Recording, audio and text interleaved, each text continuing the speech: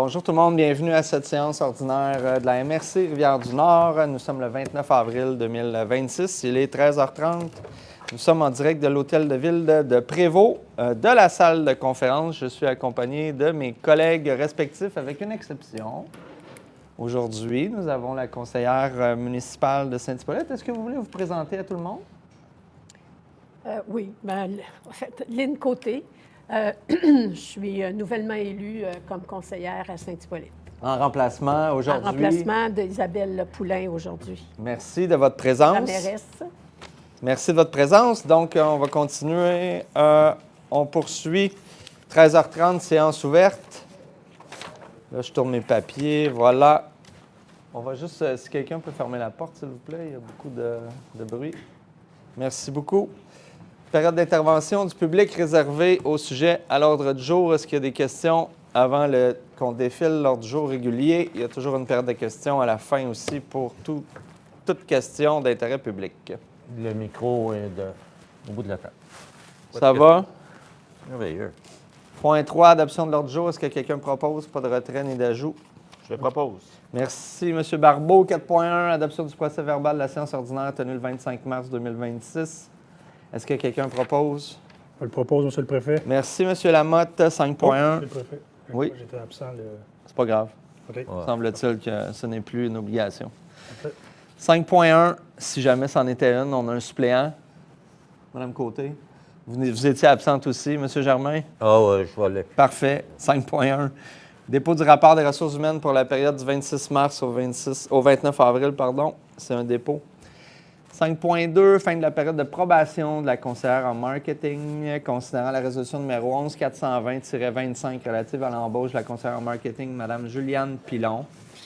Considérant l'évaluation de fin de probation de la conseillère et les recommandations de la direction générale, il est proposé de confirmer la fin de probation de Mme Juliane Pilon à compter du 24 avril 2026. Il est entendu que sa principale tâche est liée à la mise en valeur du parc régional. Est-ce que quelqu'un propose? Je le propose, M. le Préfet. Merci, M. Lamotte. 5.3, adoption de la politique de télétravail de la MRC de la Rivière-du-Nord.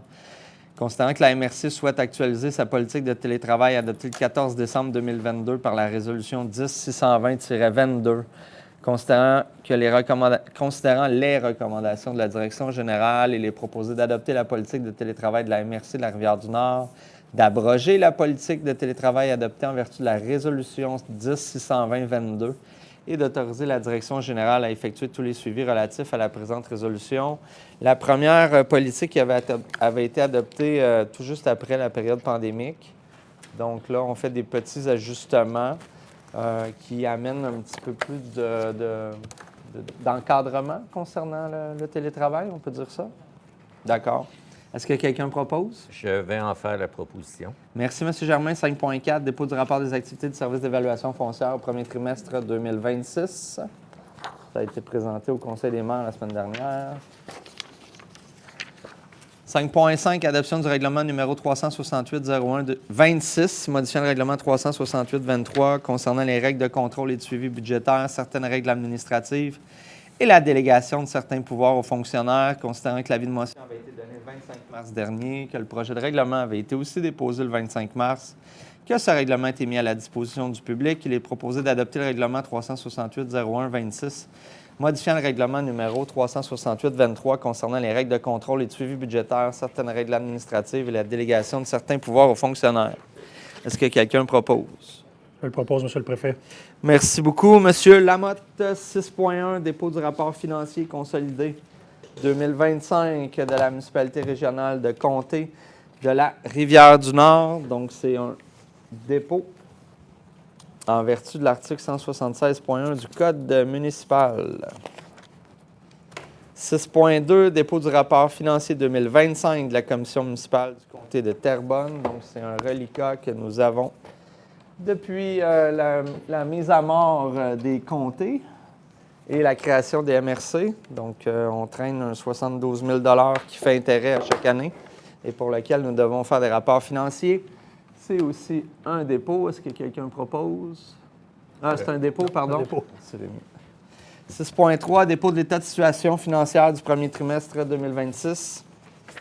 Donc, c'est un dépôt, ça fait état des revenus-dépenses que la MRC génère ou effectue dans les 3 premiers mois de l'année. 6.4, approbation des comptes payés, dépôt du rapport des dépenses autorisées en vertu du règlement numéro 368-23, délégation de pouvoir. Ça représente un montant d'1 513 685,32 $. Ça a été préparé le 31 mars 2026 et présenté la semaine dernière. Est-ce que quelqu'un propose? Je propose.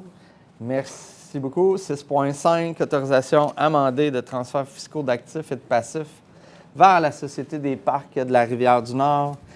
Considérant que la MRC a désigné et décrété par son règlement numéro 397-25 l'emplacement du parc régional de la Rivière-du-Nord conformément à l'article 112 de la loi sur les compétences municipales, considérant que la MRC a confié la gestion du parc régional de la Rivière-du-Nord à la Société des parcs de la Rivière-du-Nord en vertu de l'article 117 de la loi sur les compétences municipales, considérant l'entente relative à la cession des biens immeubles de la MRC de la Rivière-du-Nord à la Société des parcs de la Rivière-du-Nord signée le 28 mai 2025, considérant qu'il y a lieu de faire certains ajustements fiscaux à la dite entente relatifs à des transferts opérationnels d'actifs et de passifs à court terme, ayant servi à la gestion du site du parc régional de la Rivière-du-Nord du 1er juin au 31 décembre 2025, considérant que la résolution 11-578-26 relative au transfert d'actifs et de passifs vers la Société des parcs adoptée à la séance du Conseil du 25 mars 2026, il manque un petit 2, doit être modifiée et en conformité aux états financiers audités 2025, il est proposé d'abroger la résolution 11-578-26, d'ajouter un addenda numéro 1 à l'entente relative à la cession des biens immeubles de la MRC de la Rivière-du-Nord à la Société des parcs, incluant le transfert des actifs et passifs à court terme suivants. Donc, compte d'actifs à court terme, en caisse et compte à recevoir, 56 250 $ Petite caisse au comptant, 400 $.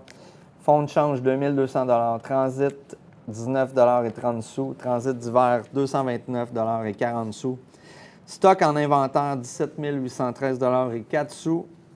Frais payés d'avance, 30 005 $. Compte d'actifs capitalisables, véhicules, machinerie, outillage, équipement, amortissement, véhicules, amortissement, machinerie, outillage et équipement. Donc, c'est à la fois un actif et un passif. Donc, ça varie entre des sommes de 190 000 $ et 288 000 $. Compte passif à court terme, vacances à payer, inventaire de boutique, chèque cadeau perçu d'avance, autres revenus reportés. À part aux investissements, ça représente un montant, là, je lis vite comme ça, d'environ un peu moins de 80 000 $. Donc, il est proposé d'autoriser la Direction générale à signer tout document afin de donner effet à la présente résolution. Est-ce que quelqu'un propose? Je peux en faire la proposition. Merci beaucoup, M. Germain. 6.6, approbation fiscale amendée modifiant certains transferts d'actifs et passifs de la région intermunicipale du parc régional de la Rivière-du-Nord. Vous allez me permettre de ne pas lire les considérants. Merci beaucoup, parce que ça ressemble beaucoup à ceux précédents. Donc, on a des comptes d'actifs à court terme. On a des sommes qui varient entre 69 $ et 91 223 $. Et ça touche les autres comptes à recevoir, les comptes à recevoir du gouvernement du Québec, compte client à recevoir, subvention à recevoir, assurance collective, avance, ristourne, remboursement. Donc, il est proposé d'autoriser le retrait du transfert suivant des actifs à court terme de la Régie vers la MRC au 1er juin 2025. Et il est aussi autorisé le transfert suivant des passifs à court terme de la Régie vers la MRC au 1er juin 2025. Donc, ce qu'on a fait, c'est qu'on a transféré dans la première résolution, on a transféré des biens immeubles, la cession de biens immeubles de la MRC à la société. Et ici, ce qu'on fait, c'est qu'on transfère des actifs et des passifs de la Régie vers la MRC. Donc, concernant les passifs, évidemment, c'est les vacances à payer, inventaire boutique, certificat cadeau, autres revenus rapportés, code-part, investissement. Donc, ça représente des montants entre 1 425 $ et 231 530 $. C'est des gestes fiscaux qu'on doit poser dans les états financiers de l'année dernière. Donc, on avait des obligations à transférer ça dans les bonnes organisations. Est-ce que quelqu'un propose? Je propose. Merci, Mme Côté. 6.7, annulation d'une vente pour taxe sur le lot 2 762 943 du Collège du Québec, Code municipal du Québec.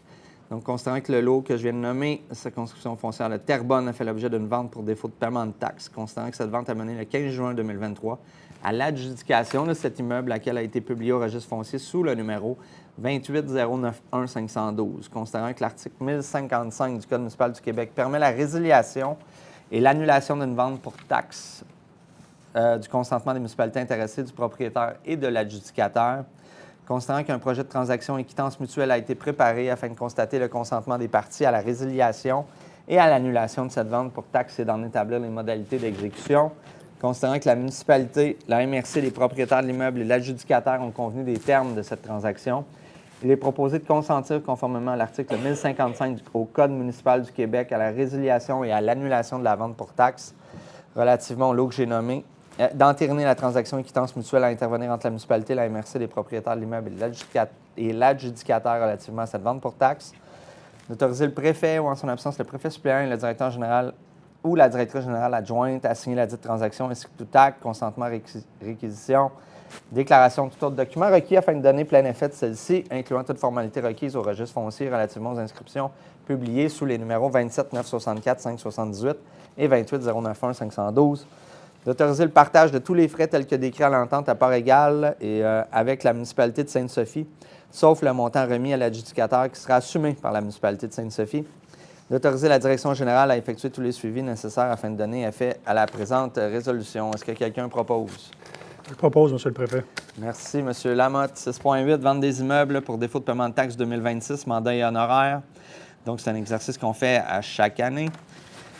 Concernant les ententes intermunicipales relatives à la vente des immeubles pour défaut de paiement de taxes intervenues entre les 4 municipalités de Prévost, Saint-Colomban, Saint-Hippolyte et entre les 5, Prévost, Saint-Colomban, Saint-Hippolyte, Saint-Jérôme et Sainte-Sophie et prévoyant une délégation de compétences à la MRC, il est proposé d'autoriser le directeur général ou la directrice générale adjointe ou le directeur du développement économique à procéder à la vente des immeubles pour défaut de paiement de taxes pour l'année 2026, conformément aux lois en vigueur et notamment en vertu de l'article 678.0.1 du Code municipal du Québec, d'inclure à la liste de vente des immeubles pour défaut de paiement de taxes les taxes scolaires dont les dossiers sont mis en vente pour taxes par les municipalités, de reconnaître les tarifs prévus au règlement numéro 406-26 adopté par la MRC le 17 décembre 2025.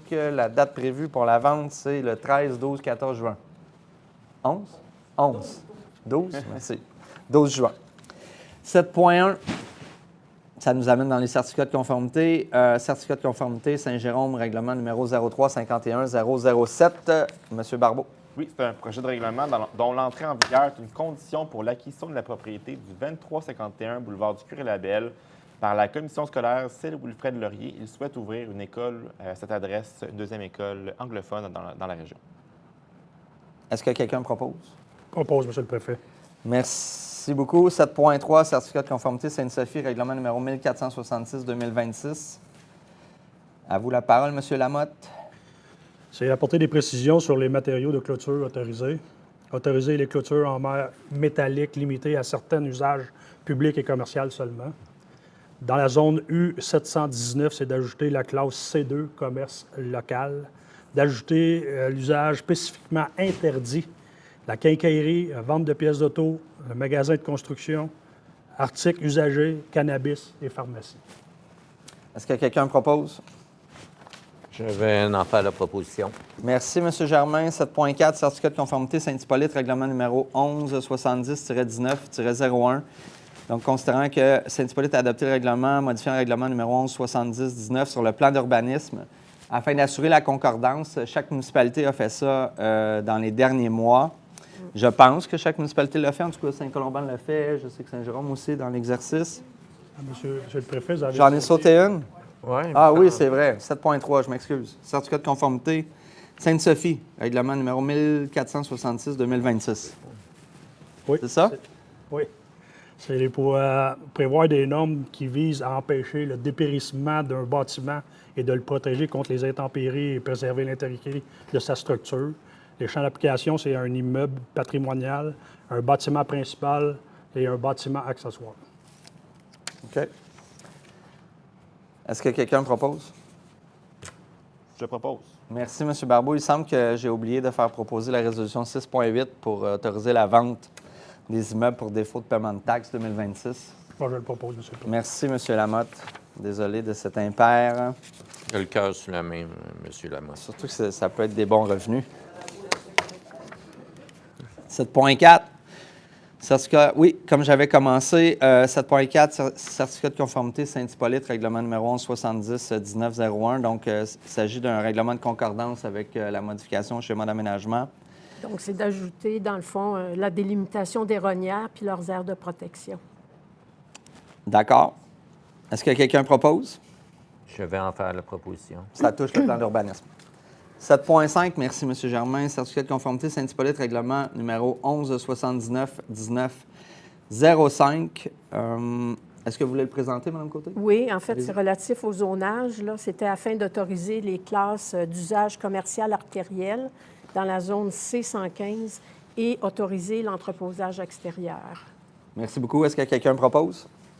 Je le propose, M. le Préfet. Merci, M. Lamotte. 7.6, certificat de conformité Saint-Hippolyte, règlement numéro 1171-1906. Mme Côté. Alors, c'est de remplacer ou d'ajouter des définitions pour un certain nombre de choses là, que je n'énumérerai pas nécessairement, et de remplacer les dispositions relatives aux zones de niveau sonore élevé, modifier le plan de zonage afin d'ajouter des zones et ajouter la grille de spécification de la zone REC 329 et REC 612. Merci beaucoup. Est-ce que quelqu'un propose? Je fais la proposition. Merci, M. Barbeau. 7.7, certificat de conformité Saint-Hippolyte, règlement numéro 1172-1902. Ça concerne le règlement de lotissement. Mme Côté. OK, alors c'est dans le but de se conformer à préciser une longueur minimale de ligne avant d'un terrain de 100 mètres en bordure d'une nouvelle rue, en aire d'affectation, conservation. Donc, C'est une conformité au schéma aussi. c'est ça. Est-ce que quelqu'un propose? Je le propose, M. le Préfet. Merci beaucoup. 7.8, certificat de conformité Saint-Hippolyte, règlement numéro 1174-1903. Ça concerne le règlement sur les permis et certificats et c'est aussi une conformité au schéma. Madame Côté. Oui, en fait, ça concerne les zones de niveau sonore élevé. Une étude acoustique qui doit comprendre différentes informations et un contenu pour l'ouverture d'une nouvelle rue dans une zone de niveau sonore élevé. Qui touche fort probablement le boulevard des Hauteurs, là, la 333, parce que c'est applicable sur le réseau routier du ministère des Transports et de la Mobilité durable. Ça doit être la même chose que cette Oui, je pense que c'est aussi chemin du Lac-Bertrand. C'est fort possible. Est-ce que quelqu'un propose? Je le propose, M. le Préfet. Merci, M. Lamotte. Dérogation mineure, municipalité de Sainte-Sophie, 105 rue de la Colline. C'est le conseil municipal de la municipalité de Sainte-Sophie a accepté que la forme du toit d'un garage détaché soit pas similaire à la bâtisse principale. Est-ce que quelqu'un propose le fait de renoncer au pouvoir de désaveu et la possibilité d'imposer toute condition à la dite de dérogation mineure et d'autoriser la direction générale à faire les suivis? Je propose. Merci beaucoup. 7.10, adoption du plan de sécurité routière en milieu municipal de la MRC de la Rivière-du-Nord. Donc, considérant que la MRC de la Rivière-du-Nord a pris connaissance des modalités d'application du plan de sécurité routière en milieu municipal du programme d'aide à la voirie locale du ministère des Transports et de la Mobilité durable et s'engage à les respecter. Considérant que la MRC de la Rivière-du-Nord a pris connaissance du plan, qu'il le considère comme étant conforme au regard des critères d'appréciation de ce volet et qu'il devient le plan de sécurité routière en milieu municipal. Considérant que la résolution n'est pas un engagement du bénéficiaire et des municipalités à le composant à réaliser les travaux indiqués dans le plan de sécurité routière en milieu, il est proposé d'adopter le plan de sécurité routière en milieu municipal de la MRC de la Rivière-du-Nord. Donc, c'est un plan qui a été réalisé au cours de la dernière année. Ça fait longtemps. C'était une initiative demandée de la part de la ville de Saint-Jérôme.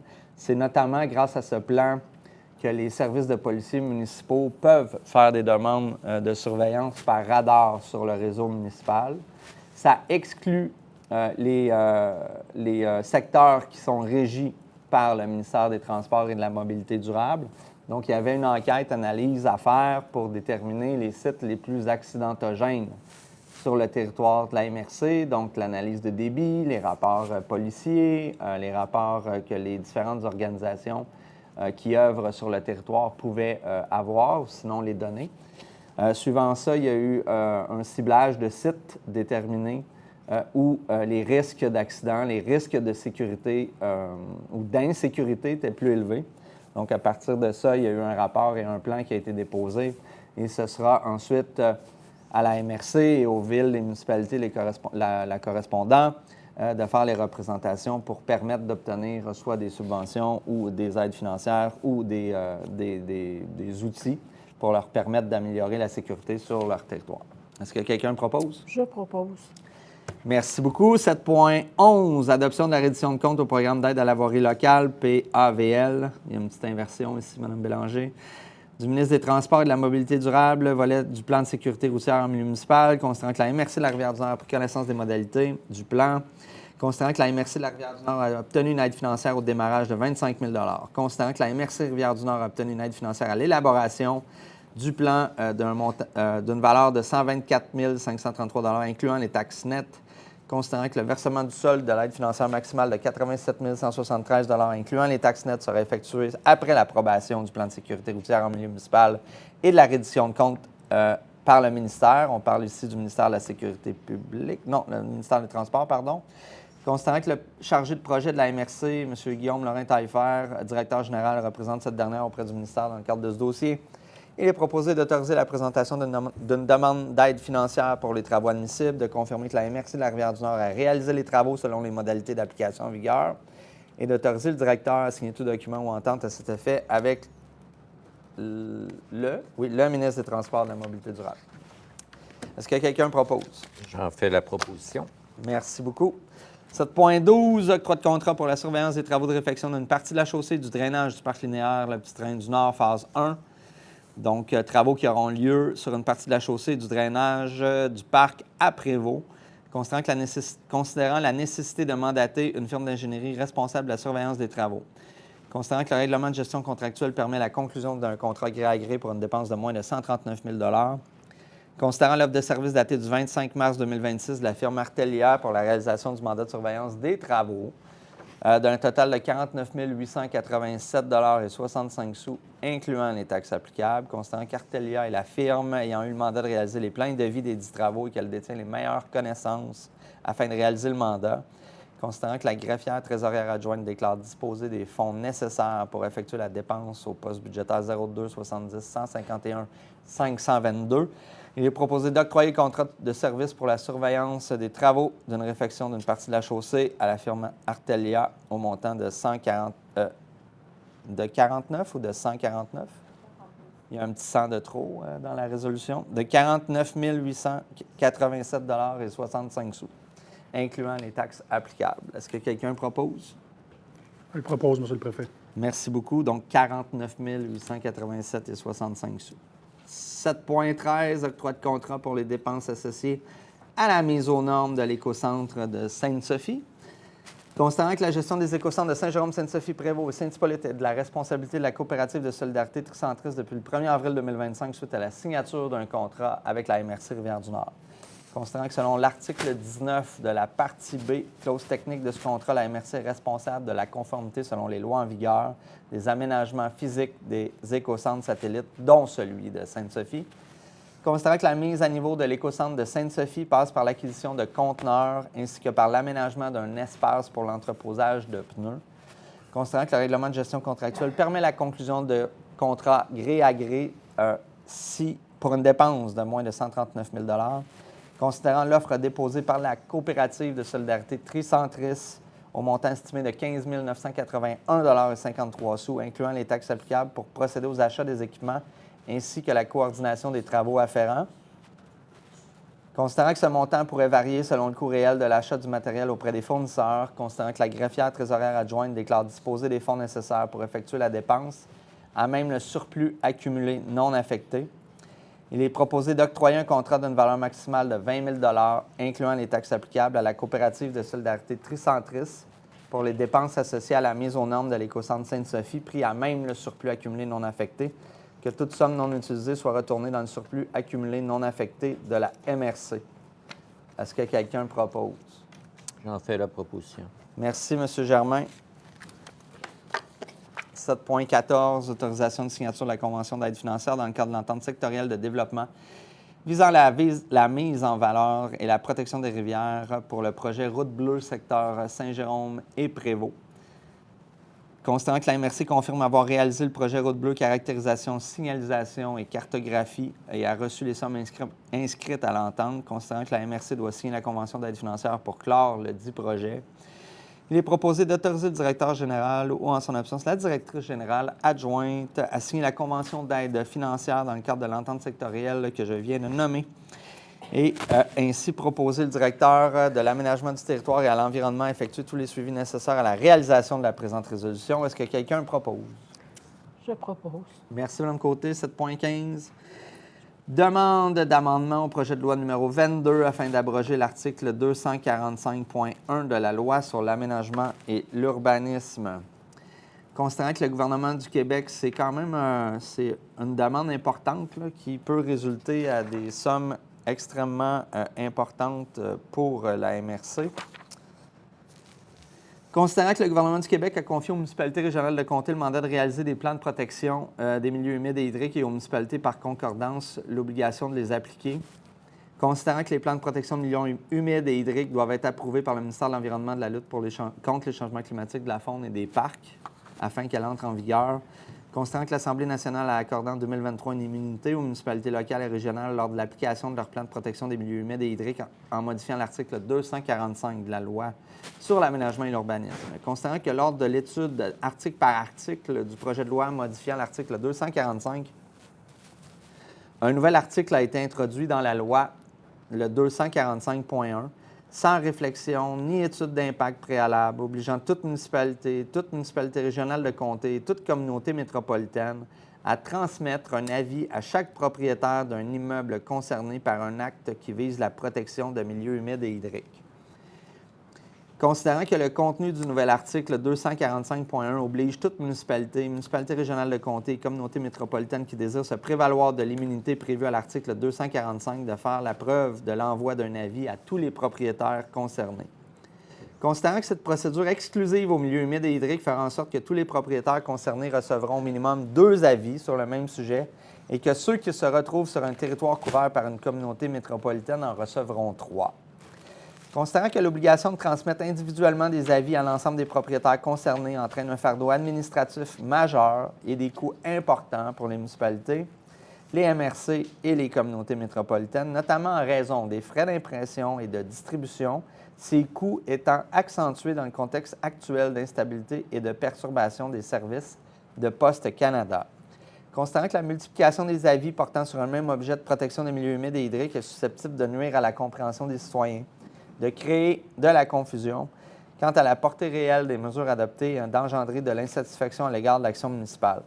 Considérant le caractère exclusif de la procédure découlant de l'article 245.1 et le fait que les obligations inscrites dans la loi pour les municipalités et les MRC concernant l'information des citoyens pour ce genre de mesures auraient permis de rejoindre efficacement les propriétaires concernés.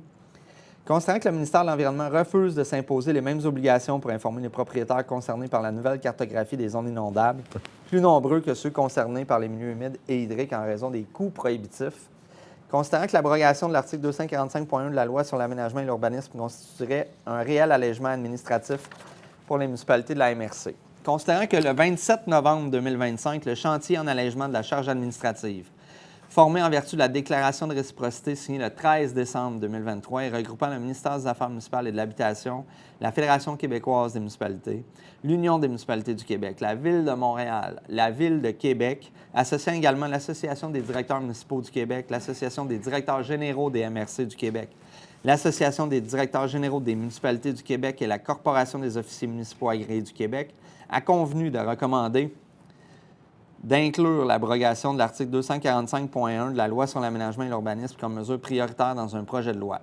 Considérant le dépôt le 25 mars 2026 du projet de loi 2022, loi bonifiant les pouvoirs d'intervention des municipalités et modifiant d'autres dispositions législatives sans un article abrogeant l'article 245.1 de la loi sur l'aménagement et l'urbanisme, il est proposé de demander aux membres de la Commission parlementaire de l'aménagement du territoire de l'Assemblée nationale d'introduire un amendement au projet de loi numéro 22, abrogeant l'article 245.1 de la loi sur l'aménagement et l'urbanisme, afin de respecter le consensus établi entre le ministère et ses partenaires municipaux, de transmettre une copie de cette résolution au secrétariat de la Commission parlementaire de l'aménagement du territoire de l'Assemblée nationale pour dépôt officiel à tous les membres de la Commission, de transmettre une copie de cette résolution au ministre des Affaires municipales, M.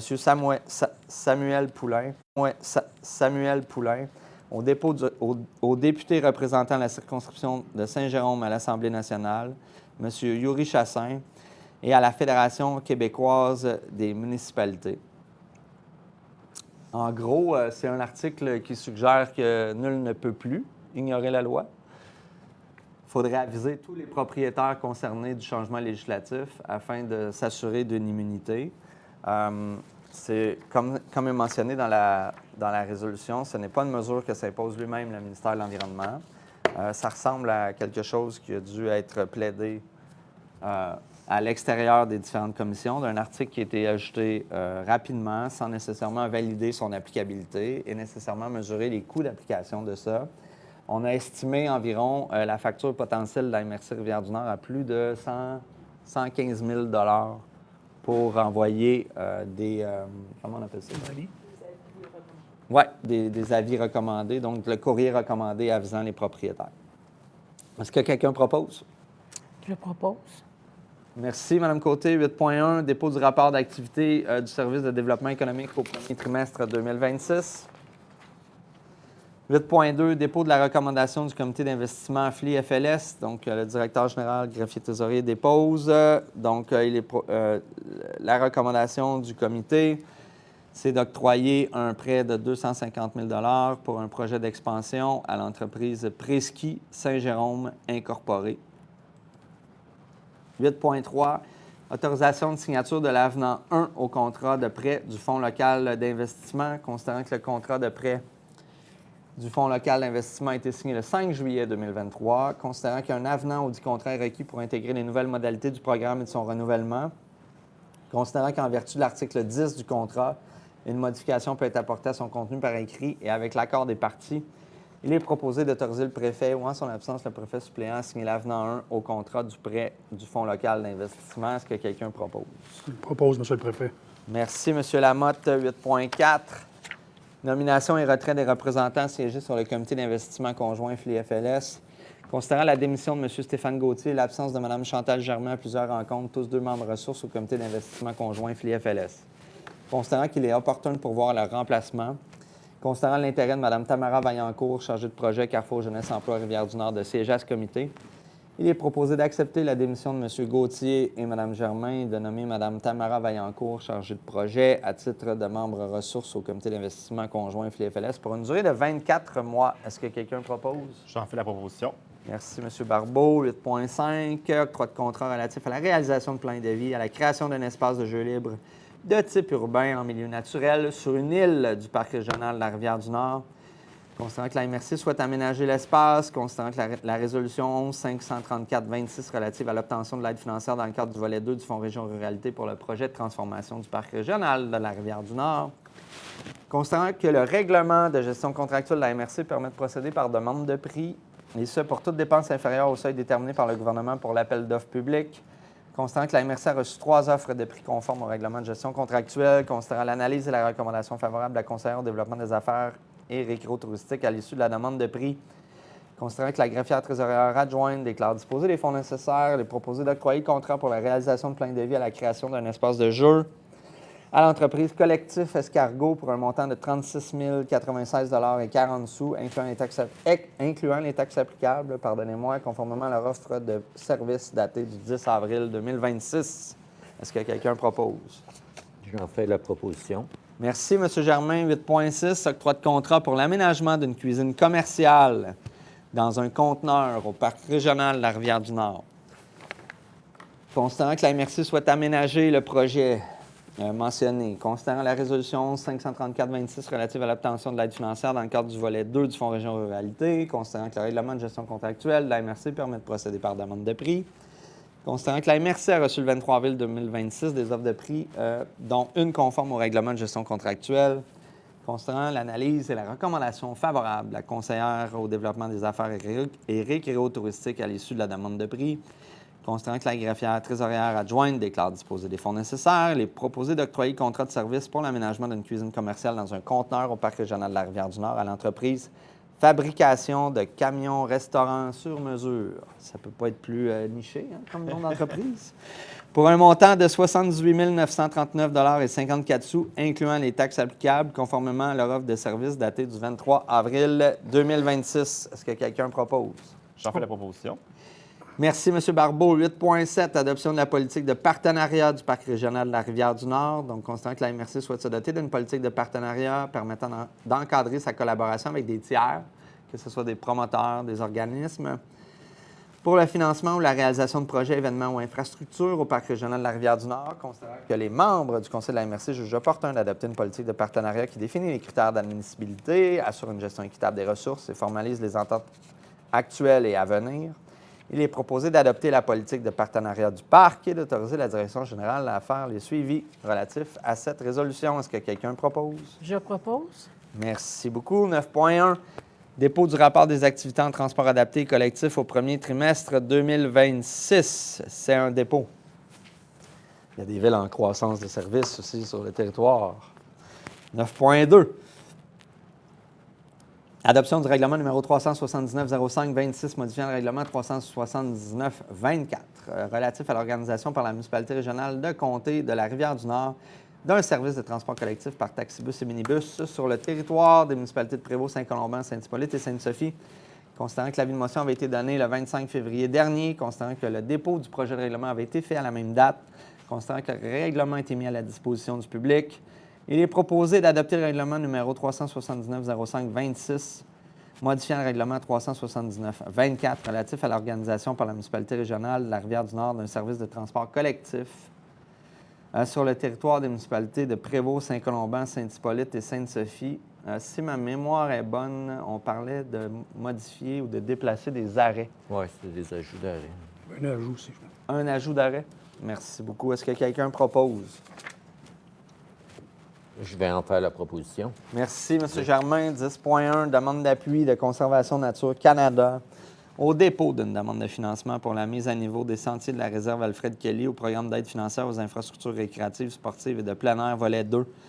Considérant que l'organisme Conservation Nature Canada possède des terrains dans le parc des Falaises et rend les sentiers accessibles à l'ensemble de nos citoyens. Considérant que Conservation Nature Canada désire déposer une demande d'aide financière dans le cadre du programme des infrastructures récréatives, sportives et de plein air que nous appelons le PAFIR-SPA, mais dans le volet 2. Cela dit, afin de pérenniser les sentiers dans la réserve Alfred Kelly, il est proposé d'appuyer le projet. Est-ce que quelqu'un propose? Je le propose, M. le Préfet. Merci, M. Lamotte. Point 11, bordereau de correspondance. Point 13, période d'intervention du public. Donc, est-ce que nous avons des questions? Nous avons un micro en bout de table. On vous demande peut-être de glisser une chaise, si c'est possible, Danick. Merci beaucoup. Es-tu pas un jeune homme, là?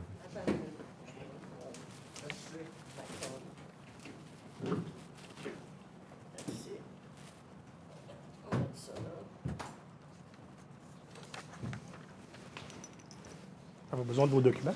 Non. C'est une question très facile. Ah, Je suis certaine que vous avez des réponses pour moi.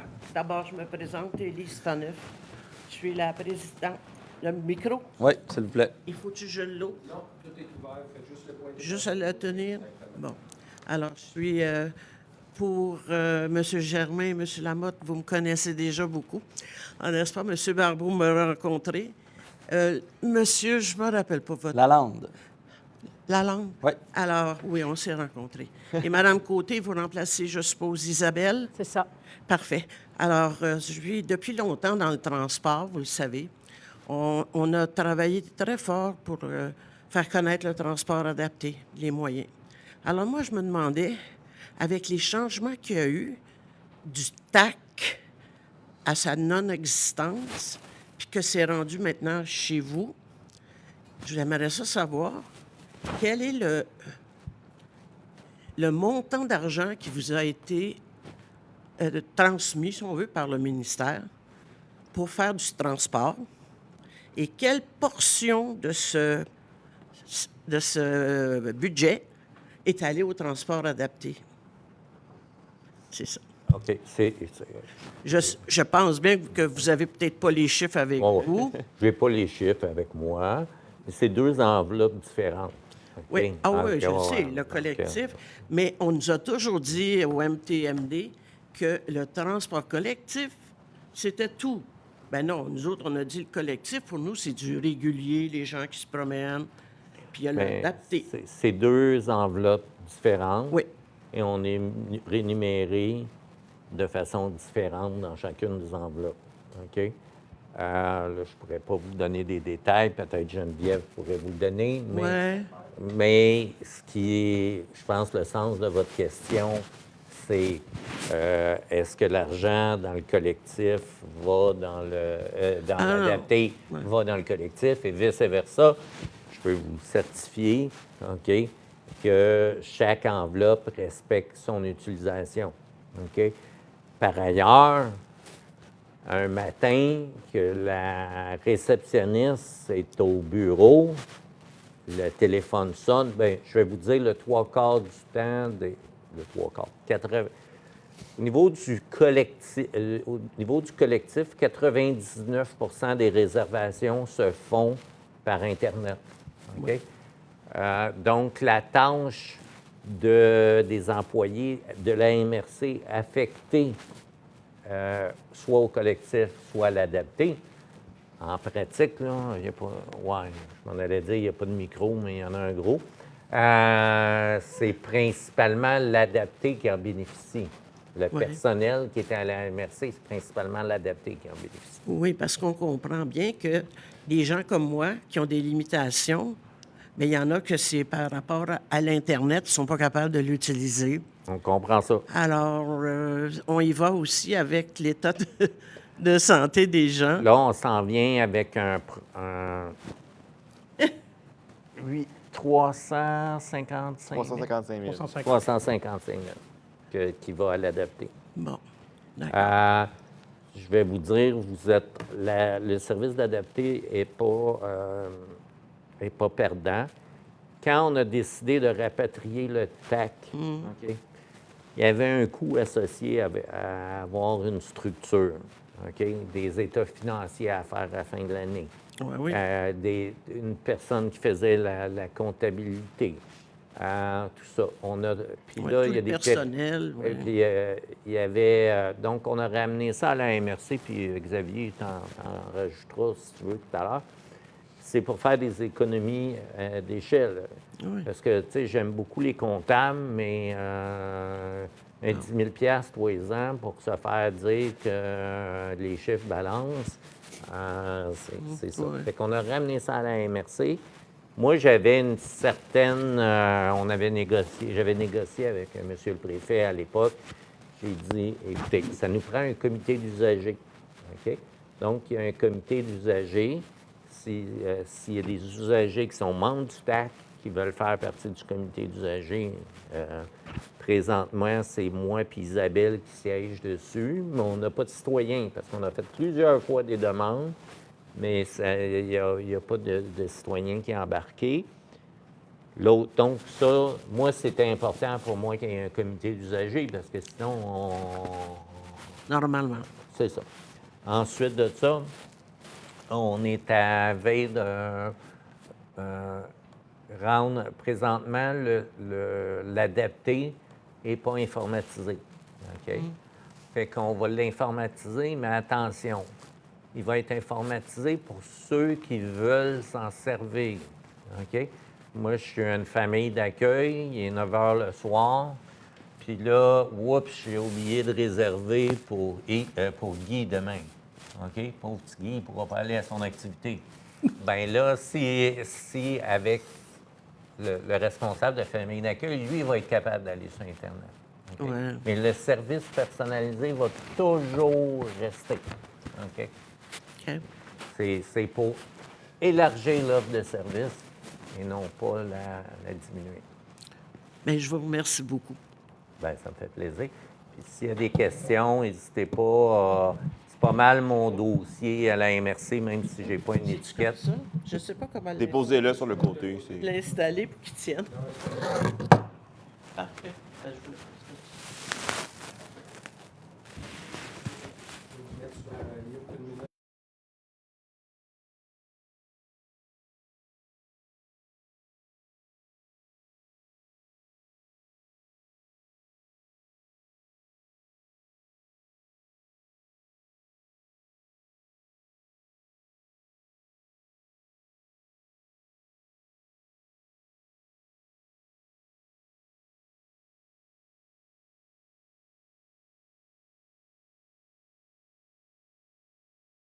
Allez, prochaine question. Bonjour, Sonia Tremblay, municipalité de Saint-Hippolyte. On dirait que j'ai l'impression qu'il ne fonctionne pas, le micro. Juste en ligne, on entend. J'avais dans mes questions, puis je ne sais pas à qui m'adresser, peut-être que c'est au comité des usagers, mon suivi... En fait, la question est toujours Au président. À vous, Monsieur le Préfet. Merci. Bienvenue. Désolée pour mon impair. J'avais demandé s'il y avait une possibilité de sécuriser certains arrêts sur les voies achalandées puis les petits chemins locaux très tortueux pour les arrêts du TAC. Il y a une dame qui m'a téléphoné, on en a parlé un peu, mais depuis, il n'y a pas eu de suivi. Là, je comprends qu'il n'y a pas de membres sur le comité d'usagers à part vous et l'autre personne. La mairesse de Saint-Hippolyte. Monsieur le Préfet, si je veux donner mon nom, comment je fais? Êtes-vous membre? Oui? Il faut le transmettre à la MRC. Vous écrivez à Nathalie de Rouen, qui est la coordonnatrice au transport collectif. Parfait. Merci. Il y a, quand il y avait eu l'installation des panneaux, j'avais fait un guide, OK, pour l'installation des panneaux, et qui était inspiré en grande partie du guide de la Société de transport de Québec, parce qu'eux autres, ils ont du local aussi, ils ont du périurbain. Et je constate en me promenant dans la MRC que les travaux publics qui ont installé les trucs n'ont pas respecté ce qu'il y avait là-dedans. Là, vous parlez de votre ville, j'imagine, M. Jardin. Je parle de toutes les villes. Et moi, Vous avez pris le temps de vous promener partout? Ben, parce que je les vois. Mettons, je m'en vais chez vous, là, je vois un panneau, je me dis, maudit, il n'est pas à bonne place. Puis, maudit étant un euphémisme, là, j'avais un autre mot dans la tête. Fait que, ici, à Prévost, il a fallu que je me reprenne à 4 fois pour certains arrêts qui étaient dangereux. Fait que, si vous venez au comité de signalisation, pas de signalisation, mais au comité... Les usagers. Les usagers, mais on pourra faire une courtoisie de transmission. Parfait. Merci. Merci. J'ai quelques points. Oui. Je vais essayer de faire ça rapidement. Premièrement, Monsieur le Préfet, je voudrais vous remercier de continuer à porter le dossier du redécoupage électoral que je suis un petit peu, comme vous savez, Merci. parce que je considère que c'est important. C'est supposé être terminé. Pardon? Avec le jugement de la Cour suprême, c'est supposé être terminé. Ben, Mais c'est... ne pas sous-estimer la créativité des élus du gouvernement. Je voulais apporter le point en espérant que quelques personnes écoutent présentement ou ultérieurement la séance, parce que je crois comprendre que malgré le jugement de la Cour supérieure, il y a des gens qui semblent continuer de dire qu'il pourrait y avoir d'autres discussions quant au redécoupage en fonction de la superficie et de la population. Donc, j'espère que c'est terminé. Puis je pense qu'on mérite d'être bien représenté dans les Laurentides. Donc, je voulais vous remercier pour ça. Je vous en prie. J'aimerais avoir un petit éclairage très, très, très rapide au niveau des écocentres. Et c'est l'arrêt des collectes de résidus domestiques dangereux à Montréal qui a été annoncé avant hier, qui m'a rappelé ça. Donc, les écocentres relevaient du développement durable Rivière-du-Nord, qui était un organisme à but non lucratif, dont faisaient partie 4 des 5 villes de la MRC. Maintenant, c'est Tricentris Qui a le contrat de gestion. qui a le contrat de gestion. La compétence est demeurée à l'intérieur de la MRC, mais C'était ça ma question. nous avons la compétence, mais là, la compétence, mes collègues ont utilisé leur compétence pour octroyer un contrat de gestion à Tricentris. Puis octroyer un contrat de gestion, est-ce que c'est comme leur déléguer le pouvoir de s'en occuper de façon autonome? Ouais, Y a-t-il c'est pas encore le un pouvoir. conseil d'administration? Pas le pouvoir, c'est déléguer le service pour s'occuper des écocentres. Le pouvoir demeure à la MRC. Avec un cahier de charge. Donc, il y a une négociation, il y a un contrat qui est signé avec des attentes et des clauses à l'intérieur de cette entente-là qui doivent être respectées.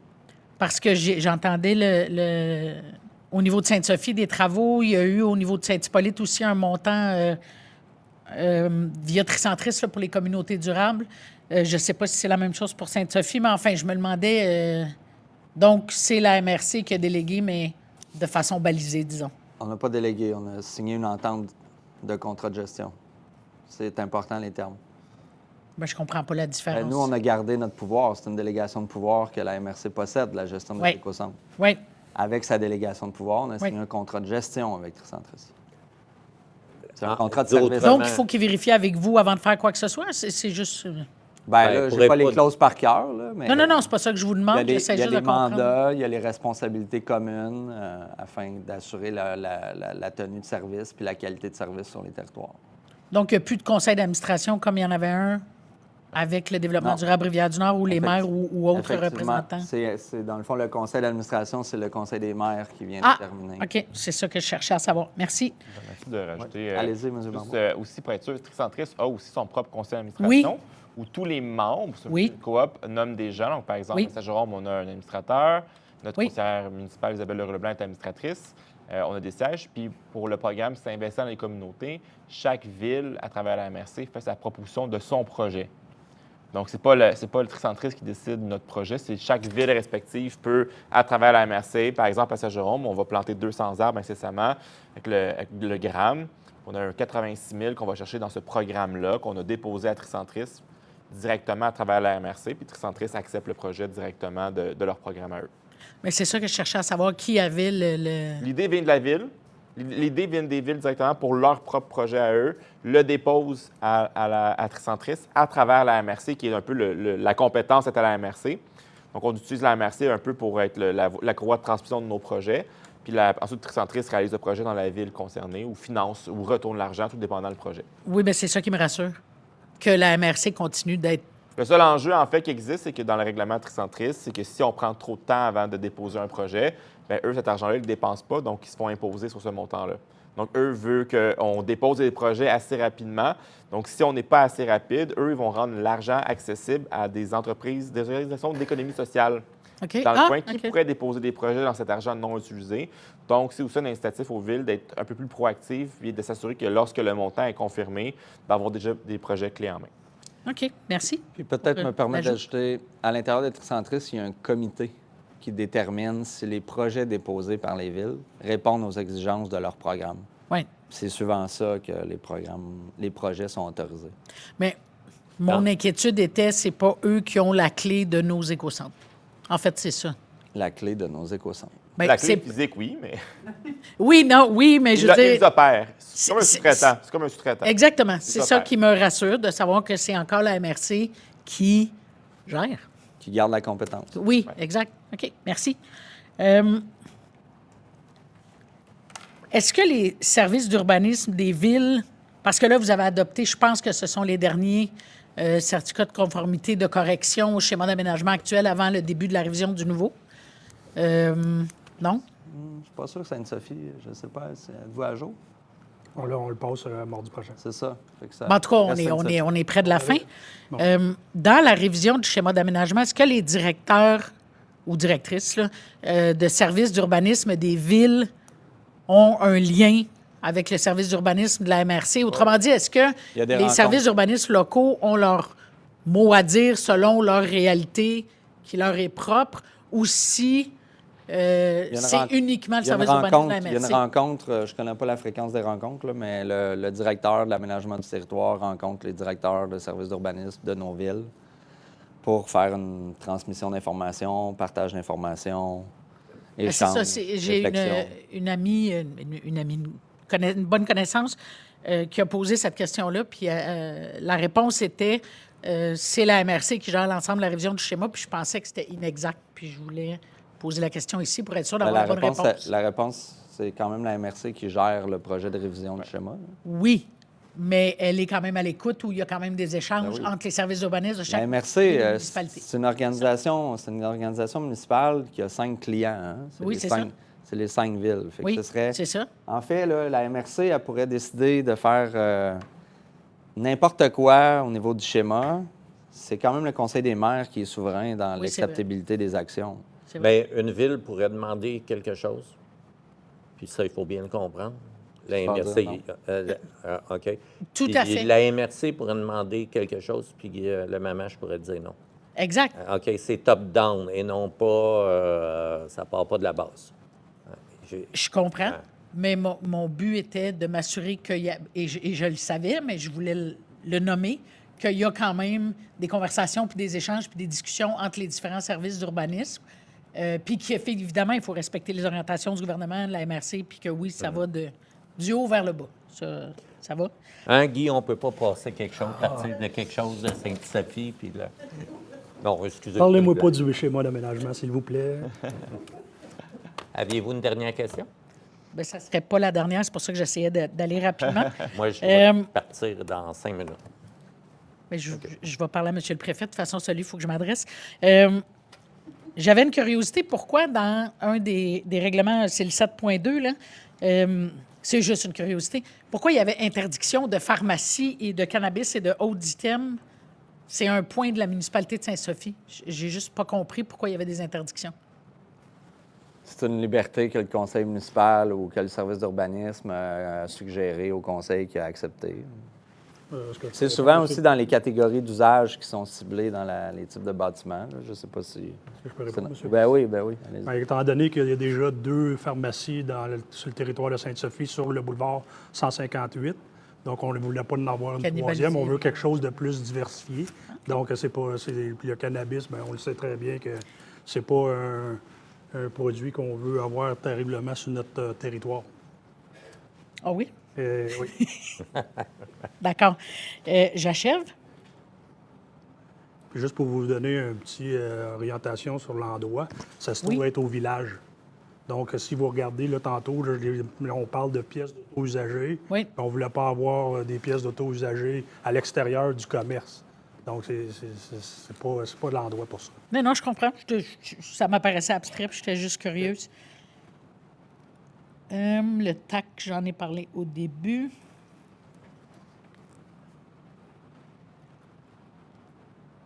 Vous avez dit quelque chose tantôt, Monsieur le préfet, puis je me suis demandé, est-ce qu'on peut... Oui. La modification à l'article 245, que vous avez dit, l'article 1, si j'ai bien compris, le ministère demande au MRC de faire une affaire que lui-même ne fait pas. Exact. Pour eux, c'est les zones inondables. Nous, on n'envoie pas de lettres, mais vous devez envoyer des lettres pour les milieux humides et hydriques. Exactement. Si j'ai bien compris. Exact. En courrier recommandé. Oui, et C'est 2 encore- et 3 fois selon... bon, mais pour être conséquente avec moi-même, je me demandais, est-ce qu'on ne pourrait pas forcer à la place le ministère à informer, lui aussi, comme ça tout le monde serait bien informé, et à débloquer un budget de 100 quelques mille dollars pour Oui. permettre au MRC? Vous pouvez appeler le ministre. Oui. La ministre maintenant. C'est la ministre maintenant? C'est qui? Non, c'est le ministre. De. Environnement? C'est un gars de Beauce. Oh non, c'est une dame, Pascal, non? Ah oui. Pascal Derry, hein, c'est ça? Oui, c'est une Ah, dame, c'est Pascal c'est Derry. les affaires ça. municipales qui est le monsieur Poulain. Samuel, oui.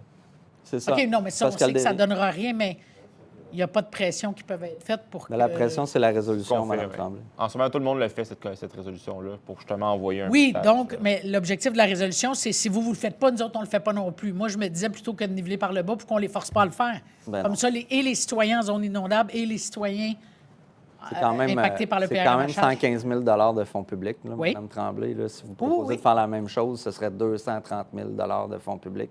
Oui. Je pense qu'on est capable de travailler avec le ministère pour s'éviter des dépenses inutiles, basé sur le principe que nul ne peut ignorer la loi. Là. C'est comme s'il changeait un peu la prérogative en disant, bien là, vous allez maintenant informer votre population sur toute modification réglementaire que vous faites, ce qui n'est pas normal et D'accord qui avec va vous. fondamentalement contre le Code civil du Canada. Là. Après ça, ce ne sera pas la première fois que ce gouvernement-là invente des choses. Le dossier de la carte électorale est un bon exemple. Parfait. Bien, je me disais peut-être qu'on peut les... C'est juste que ce sont tous des enjeux compliqués, Mais complexes. tu sais, que- votre que les votre gens idée ne se prennent vaut. pas. Votre idée, Ou une autre façon votre idée est d'informer les valable. gens, Votre idée est valable. Vous pouvez la promouvoir vous-même. Mais pas de nous demander de faire la promotion de votre idée.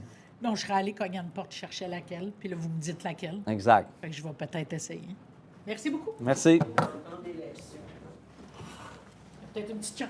Est-ce qu'il y a d'autres questions? Oui, M. Bray. Peut-être que, Paul, tu peux en profiter Ouais, pour... vous allez m'excuser. Pas de souci. On a toujours quorum. Il y a pas de, la session est... Vous m'excusez? Je vous excuse. Bon, ben, À la prochaine. Vous êtes libéré, M. Germain. merci. Daniel Bray, Saint-Hippolyte. Bon, là, je tiens à remercier Mme Tremblay d'avoir abordé la question de l'éco-centre. Car ce matin, j'étais en réunion avec la directrice générale de la municipalité de Saint-Hippolyte, puis c'est un sujet dont nous avons discuté. Donc, maintenant que Tricentris est mandaté par contrat à faire la gestion d'éco-centre comme à Saint-Hippolyte, nous, à Saint-Hippolyte, on a initié une démarche qui pourrait porter où on déménage notre garage municipal dans un nouvel édifice, ce qui rendrait une partie de l'édifice actuel disponible pour la relocalisation de l'éco-centre. Maintenant, lorsque, c'est pas fait encore, je ne sais pas si ça va se réaliser, mais en prévision d'une idée du genre, vouloir exécuter une idée du genre, avec qui on va faire affaire? Avec Tricentris ou avec la MRC pour ce qui est des ententes d'emplacement, d'utilisation de l'espace et peut-être des frais afférents? Ben, c'est aux autorités municipales à faire leur représentation auprès de la MRC dans une perspective où ils voudraient bouger l'éco-centre. La MRC n'ira pas contre les intérêts de la municipalité de Saint-Hippolyte dans le cas ici présent. OK. Ça ne sera pas discuté entre la municipalité et Tricentris. Ça va être entre la municipalité puis C'est vraiment une décision qui ne nous concerne pas vraiment. Votre question devrait être posée à l'Assemblée municipale de Saint-Hippolyte. C'est qui est responsable des éco-centres? Tantôt, vous avez dit vous déléguez une partie de Oui, je comprends. J'avais le réflexe de vous répondre ça au départ, mais là, dans la décision de choisir un site pour aménager l'éco-centre, on respecte beaucoup l'autonomie des municipalités autour de la table. Oh oui, d'accord. Je pense que ça demeure dans la cour de la municipalité de Saint-Hippolyte. Mais une fois qu'un site serait choisi par la municipalité, après ça, sur comment le pourcentage d'espace utilisé, bien là, la municipalité fait affaire avec la MRC. Probablement. OK. Et non pas avec Tricentris. Parce que Tricentris, c'est un exécutant. Exact. Bon, c'est comme dans le cas de l'éco-centre de Saint-Jérôme, là. Même si le Tricentris est l'exécutant du service, le bâtiment il demeure à la propriété de la MRC Rivière-du-Nord, là, dont il est assumé la facture par Saint-Jérôme. Si vous me permettez, c'est un peu un monde infini de possibilités. Saint-Hippolyte pourrait être propriétaire du bâtiment, le louer pour l'opération à Tricentris à travers une entente avec la MRC. La MRC pourrait être propriétaire, la MRC pourrait le louer à Saint-Hippolyte. C'est un peu comme des ententes entre des privés. Fait que chacun des bâtiments pourrait avoir sa propre réalité, parce qu'effectivement, si Saint-Hippolyte juge qu'un édifice additionnel est nécessaire, mais que les autres villes ne veulent pas payer la quote-part associée à ce bâtiment-là, donc pour ne pas vous empêcher, vous pourriez avoir votre propre sous-entente qui dit, bien parfait, nous, on garde notre bâtiment. Fait que, c'est à ce niveau-là où tout est possible. Puis au conseil, notre objectif, c'est que chacun respecte que dans sa ville, il y a des besoins en soi. Si on peut mutualiser, tant mieux, mais il y a peut-être des moments où, quand la ville achète, quand la MRC achèterait le bâtiment pour que ce soit la compétence à 100 MRC, on n'est peut-être pas tous au même niveau à se dire qu'on a les fonds en ce moment pour ça. Donc, à votre question, c'est un monde de possibilités, puis de voir dans le modèle d'affaires lequel est le plus rentable pour tout le monde, puis qu'est-ce qui est plus win-win-win. Oui. Mais c'est que ce matin, dans la discussion que j'avais avec la directrice générale, on était sur l'impression que le seul lien qu'on avait, c'était avec Tricentris. Donc, je voulais clarifier ça, étant donné qu'on a abordé le sujet. Bien, si la directrice générale a des questions à poser, M. Oui, c'est ça. Mais j'espère qu'elle est est peut-être à l'écoute, en direct ou en différé. Elle n'a pas besoin, je pense.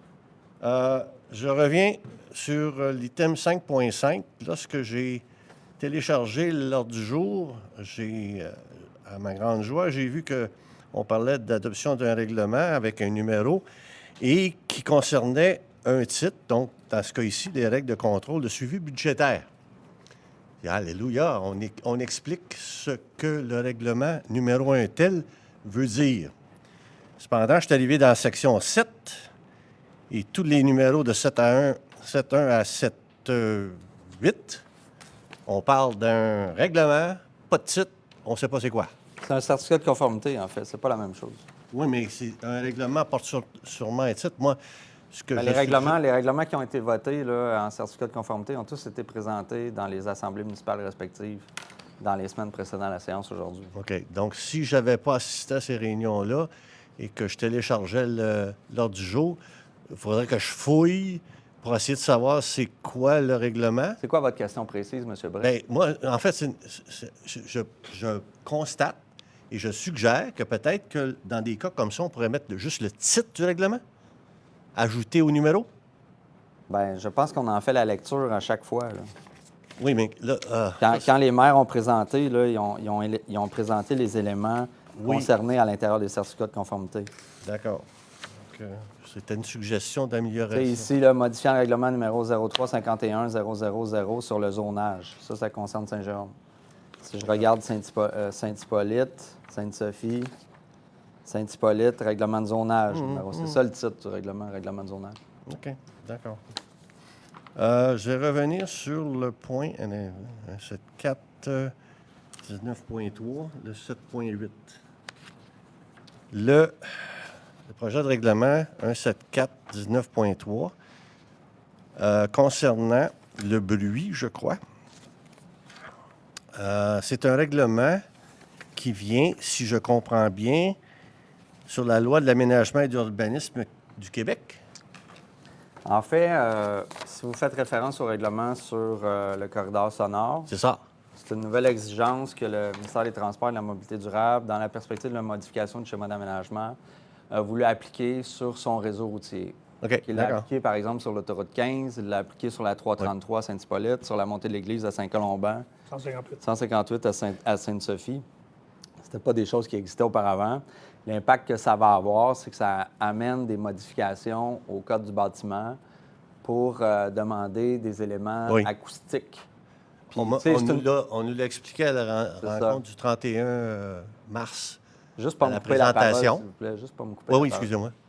C'est des éléments qui vont améliorer l'acoustique, puis c'est pour favoriser évidemment la qualité de vie des gens qui pourraient habiter à l'intérieur de ces bâtiments-là. D'accord. Donc, on nous a présenté ça à la réunion pour la conformité. Il y avait des gens de la MRC et aussi des gens d'Appur à la salle, tout comme le directeur de l'urbanisme et de la mairesse. Et quand j'ai posé la question au micro, j'ai trouvé ça étrange qu'on exige pour une construction en devenir une étude sur quelque chose qui n'existe pas. Ça l'a fait sourciller les gens dans la salle, les gens d'Appur, les gens de la MRC et, comme de raison, les gens de Saint-Hippolyte. Dans les municipalités qui doivent appliquer ça, il n'y a pas personne qui a sourcillé sur le fait qu'on doit faire une analyse sonore sur quelque chose qui n'existe pas encore. Bien, votre question, vous devez aller la poser au ministère des Transports et de la Mobilité durable, M. Bray. Nous, c'est une exigence qui vient du ministère.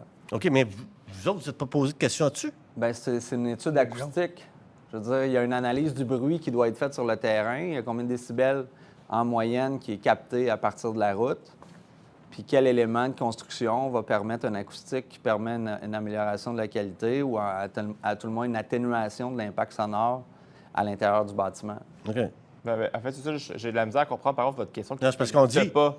En fait, c'est ça, parce que, à la fois, nous, à Saint-Jérôme, par exemple, on ne peut plus avoir de chambres sur le bord de l'autoroute. Quand ils construisent leur bâtiment, les chambres doivent être dans une autre façade du bâtiment, vu l'étude d'acoustique. OK. Tout dépendant de la distance qu'ils sont de l'autoroute. OK. Donc, on aide avec l'urbanisme, on va préparer ça, mais je ne saisis pas, par contre, qu'est-ce qui n'existe pas. OK. Il n'existe pas, c'est parce que on dit une étude sonore intérieure pour tous les étages. Ça, Mais c'est dans un cas de quelqu'un qui va se rénovation. construire, Ouais. c'est à 333, Ouais. comment il va faire pour faire une étude avant que la construction soit faite? Ah, sur ben, en l'intérieur? fait, c'est comme quand on construit un pont, comment on sait que le pont va soutenir le poids des voitures.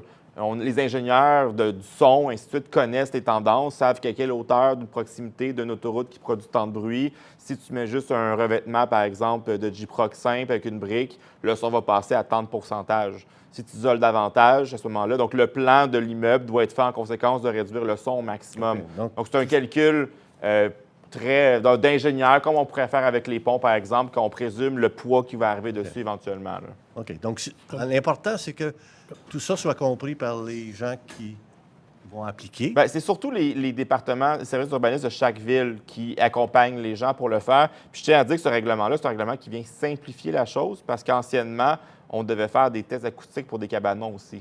Là, maintenant, c'est venu simplifier. Saint-Jérôme avait une panoplie de règlements juste pour pallier, détourner ce règlement-là. Puis là, aujourd'hui, on a pu faire un ménage dans notre réglementation parce que justement, le ministère a rendu le tout plus simple et digestible. Ça simplifie pour vous, mais ça augmente le nombre de zones Exactement. acoustiques Oui, c'est sur ça. le territoire de la Je MRC. suis entièrement d'accord. D'accord. Merci pour les réponses. Merci beaucoup. Est-ce qu'il y a d'autres questions? Est-ce que quelqu'un propose la clôture de la séance? Je propose, Monsieur le Préfet. Merci beaucoup. Nous, on se donne rendez-vous le 27 mai prochain à l'Hôtel de Ville de Saint-Colomban. Donc, 14h41. C'est ça? Oui. Merci beaucoup.